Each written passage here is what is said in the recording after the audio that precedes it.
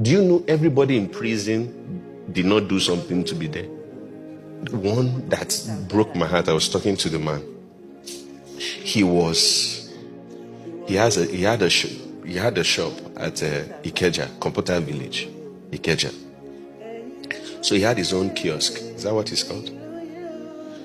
So there's another person beside him. In the morning, he will wake up and sweep his place and, clear the place up and all that. So this other guy that was beside him will sweep and push it to his own side after he had swept. So he cleaned his own shop. Somebody sweeps and puts the dirt and doesn't pack it in front of his own shop. And he said he had been doing this thing for so long. So this particular day, he decided that he was going to talk. Went and confronted him. You can't do that. Blah, blah, blah. The guy slapped him. He slapped his own back, and the guy fell and died. How do you explain that? The guy slapped him, and he slapped his own back, and the guy fell and died. Do you know how many of you be fighting, punching people? You don't know you can kill somebody like that. You don't know that as living a confrontation, it takes the mercy of God. So many stories like that. There are some people in the prison. I don't know if maybe that's not in this society. In Nigeria, 9 years are waiting trial.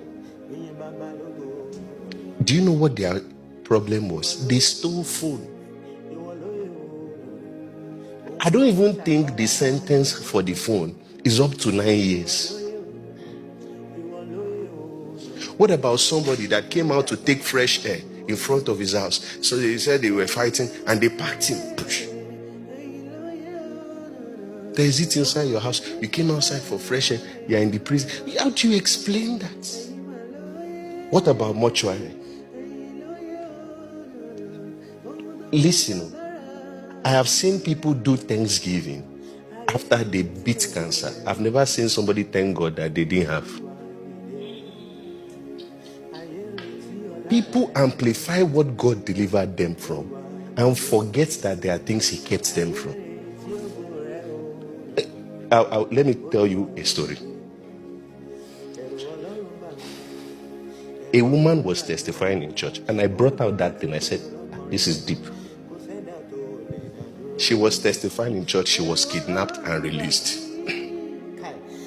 She said while she was in the bus, they put her in the bus and they were looking for more clients to kidnap. So while she was in the bus, there was a particular woman that was standing by the bus stop.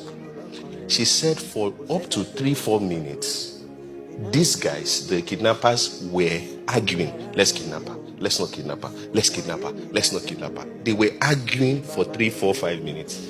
And eventually they left the woman. And she continued her story. The Holy Spirit just opened my eyes to see the power in that story. That woman could have gone home saying, God has never done anything for me.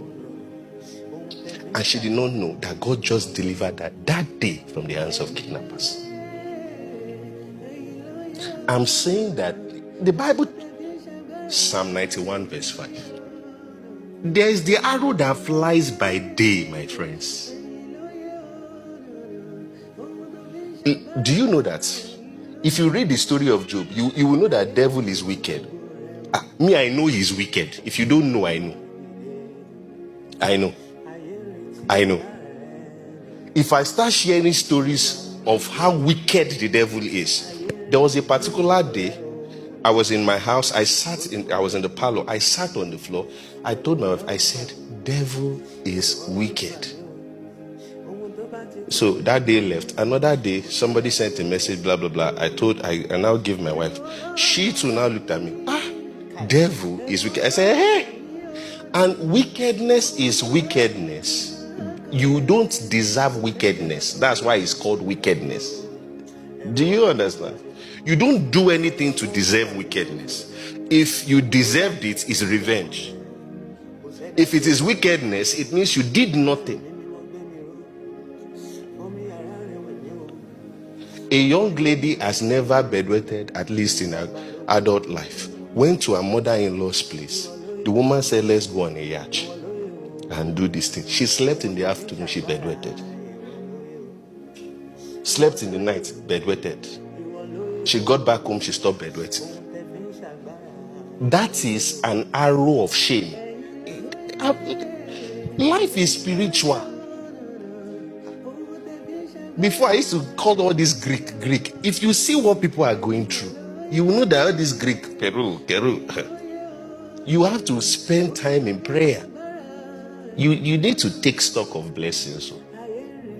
And don't be one of those people that you easily compare yourself with people that are doing better than you and forget that there are people doing worse than you.